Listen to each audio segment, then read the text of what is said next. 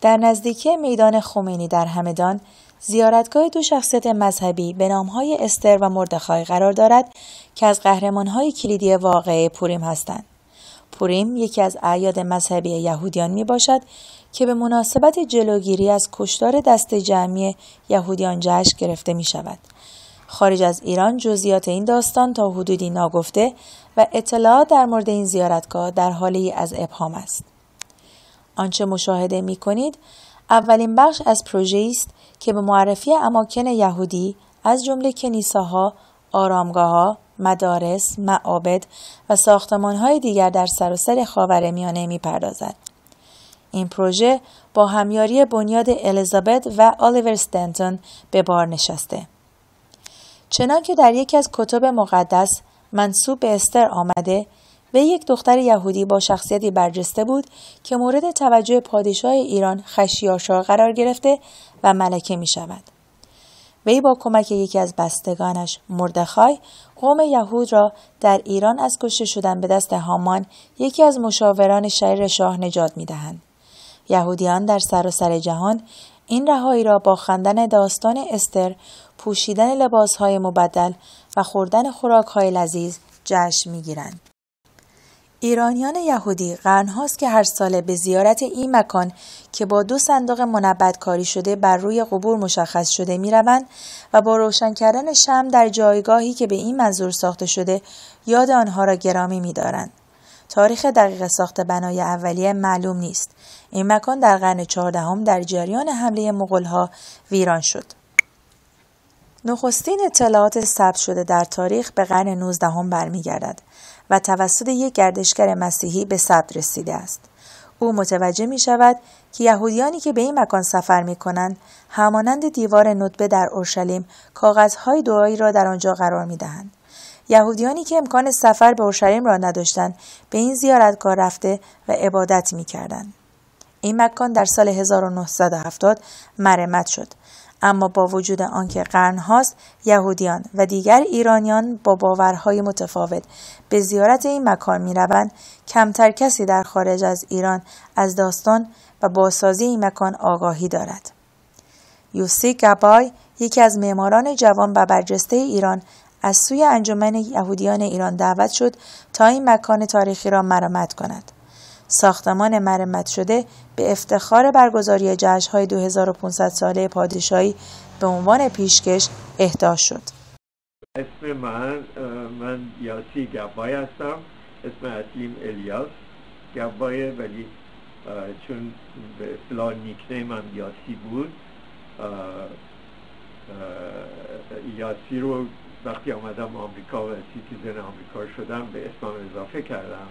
من آرشیتکت مقبره استر بودم در همدان، نه آرشیتکت خود مقبره نه، ولی آرشیتکتی که ریستوریشن و رنوویشن کرد و یکی از پروژه های مهم زندگیم بود، با اینکه خود پروژه خیلی کوچیک بود.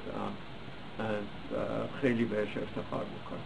Nation had to do something to show the affection etc.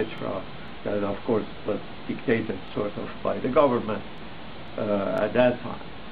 And the Jewish community decided instead of putting the balloons or arches or light bulbs and other things, instead of that they decided just to do something that remains forever.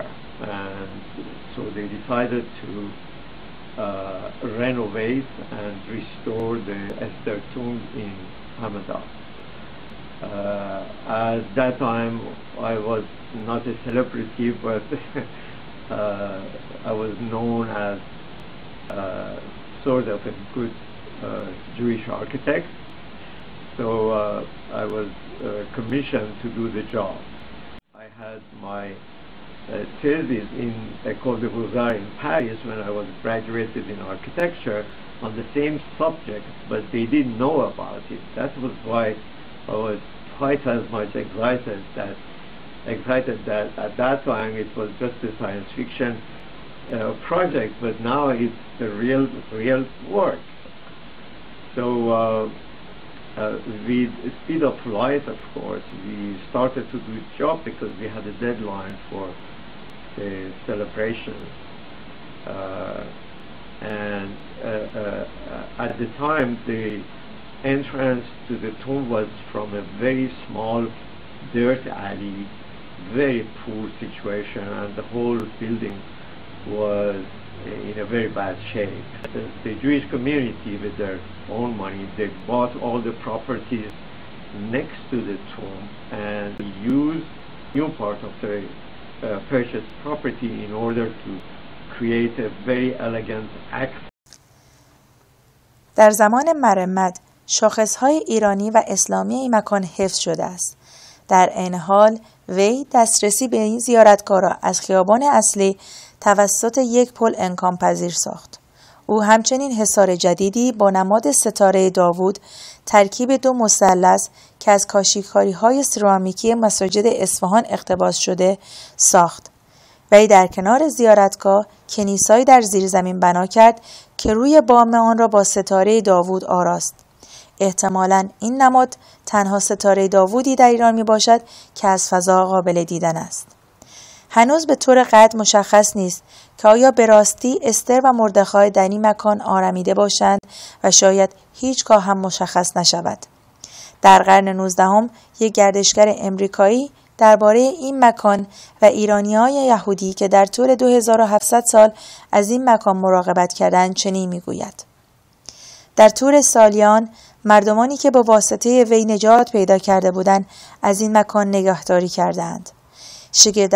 شگفت‌انگیزتر از هر بنای تاریخی این خود یهودیان، نسل‌ها و خون و ایمان اقوام اسرائیل بوده که مرور زمان بر ادامه حضور آنها تأثیرگذار نبوده است.